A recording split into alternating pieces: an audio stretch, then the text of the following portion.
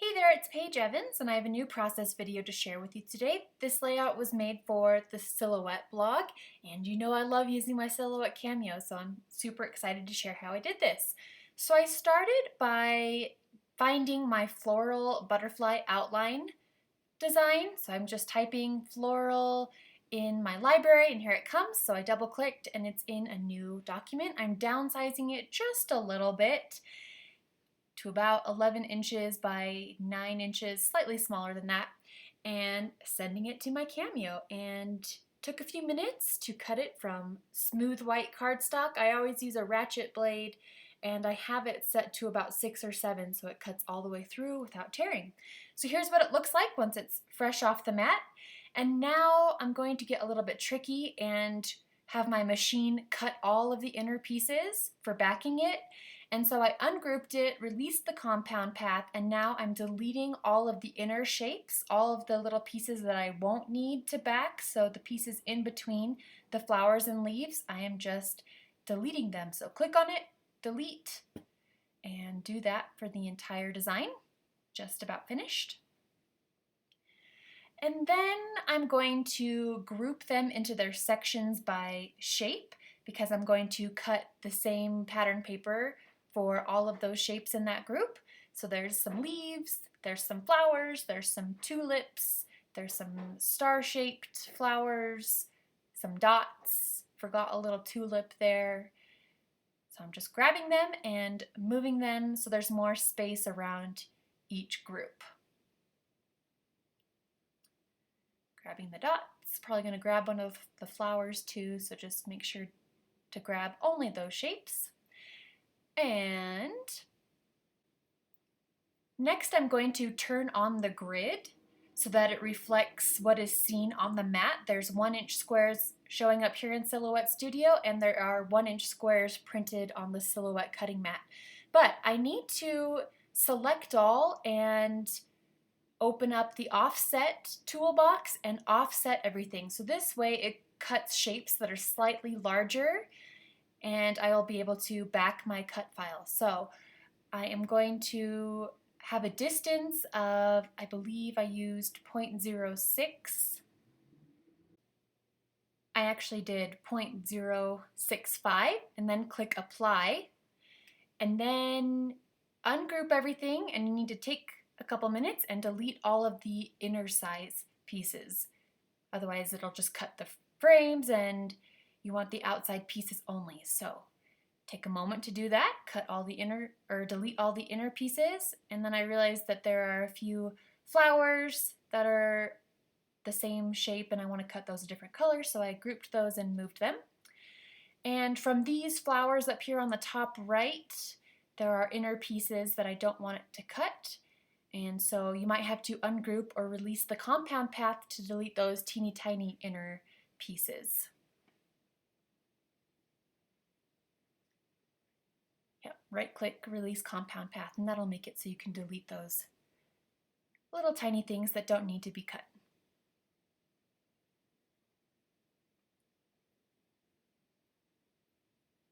All right, now I'm going to move everything into manageable size blocks, so 3-inch squares or 2-inch squares, and then I will show you how I trim my pattern papers to reflect what is shown here on Silhouette Studio to be the same as the Silhouette cutting mat.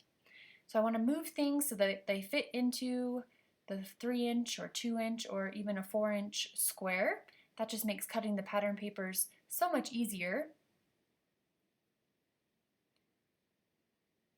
Moving things around so they fit into those squares. Sometimes it's like a puzzle trying to fit everything into the right size, but it can be done.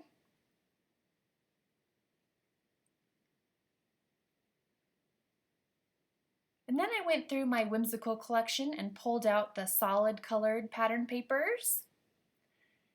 And I'm going to trim them into the squares to reflect what was in Silhouette Studio so that it's the same as on the cutting mat, so that it cuts from the different colors, and it's really easy to count the squares, 1-inch squares. So for the green pattern papers, I'm going to use those for the leaves. There's 2 different clusters of leaves, and then remember there's some dots and flowers. So I picked a rainbow of colors. I need all the colors in my life. Lots of colors just make me so happy. And let me show you what my sticky mat looks like. Here it is. It's ready to go. So here's what it looks like in Silhouette Studio. I'm going to send it to my machine. I use a ratchet blade and I'm nudging those circles over just a little bit more so that to make sure that they don't get cut off. And here is my machine at work. Cutting out all these inner pieces saves me lots of time from cutting out all these pieces by hand and backing the cut file. The machine does it in just a couple seconds. So I'm peeling off the outer pieces, and here's what all the inner pieces look like, and they're ready to go on the butterfly, which is so exciting and so easy. I'm using liquid adhesive, and I'm going to do this group at a time. So I'm starting with the tulips, adding liquid glue around. This is the back side of the cut file, and then I flip the pieces, the inner pieces over so that the pattern is on the opposite side. Carefully placing them, and then I will flip it over. So this is what it looks like so far. I'm going to finish putting the last pieces on. Skipped over in time a little bit, and ta-da! I love all the colors popping through the butterfly.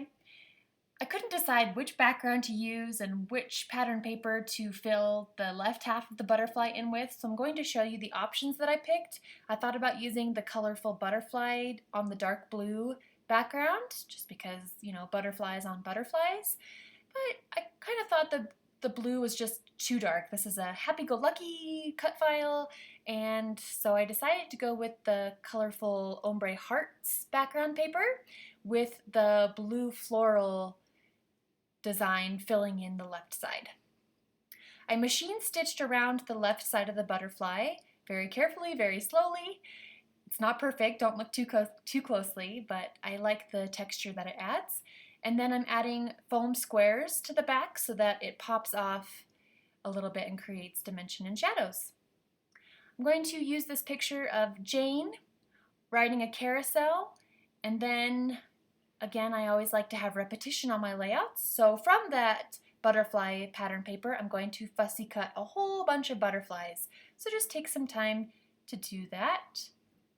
They don't have to be perfect, just cut them out in a rainbow of colors. And then I'm going to adhere the butterfly in place, again using foam squares just on the backed portion because the left portion already has the foam squares, and gently pressing it onto the background. To add these butterflies in place, I'm using glue dots, although in hindsight I probably should have used not such a sticky adhesive because I end up running these butterflies through my sewing machine and it really gummed up my needle. So if you're going to machine stitch through the butterflies, consider just using a very light temporary adhesive.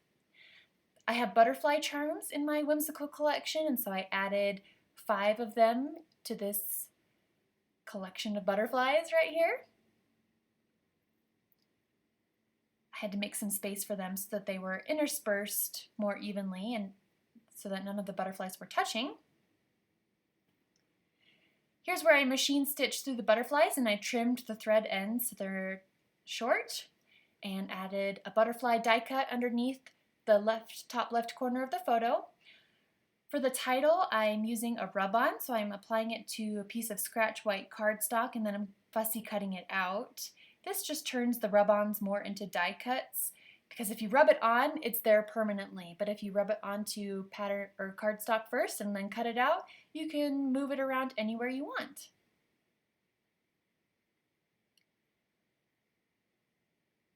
And it was a good day, so this title is appropriate. It was really fun. Next, I am going to add the title right there at the bottom of the photo. I also added a scalloped gold foil sticker from the 6x12 stickers, attaching some tassel paper clips and more butterflies from puffy stickers, ephemera die cuts, just totally going with the butterfly theme. At first, I used a pencil to write journaling just on the top part of the butterfly, but in the end, I actually wrote journaling with a blue pen around the entire left half of the butterfly. And that is the finished layout. I hope you learned something new about how you can back your cut files easily using a Silhouette Cameo. Thank you so much for watching. Let me know if you have any questions, and I will see you again soon.